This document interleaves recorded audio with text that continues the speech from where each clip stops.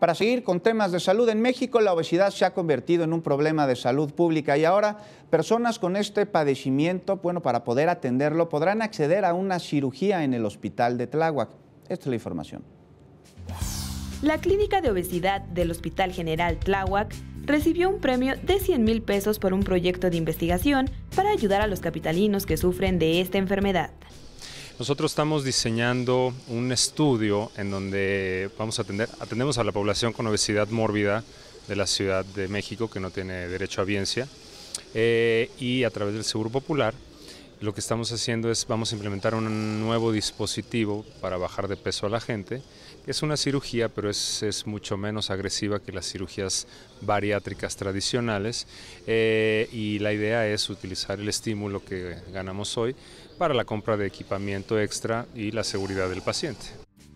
Se pretende que en unos meses la clínica atienda a los usuarios para ofrecer esta operación con el proyecto ganador. Se trata de un B-clamp, un clip que se coloca por fuera del estómago vía laparoscopia y lo hace más pequeño sin cortarlo. La ventaja es que se puede quitar y es más barato que una cirugía de obesidad tradicional. Está al alcance de la población y será totalmente gratuita para quienes no estén asegurados. Ningún costo. Esa es la ventaja, que al generar este tipo de estímulos, de fundaciones y todo, el paciente no paga nada, ¿no? Entonces todo se autofinancia entre la Secretaría de Salud y los insumos que tenemos en el hospital. Los estímulos otorgados sumaron en total $500,000 pesos. Los encargados de darlos fueron la Fundación Miguel Alemán, en copatrocinio con la UNAM, el Centro de Investigación y de Estudios Avanzados del Instituto Politécnico Nacional, así como de la Secretaría de Salud de la Ciudad de México.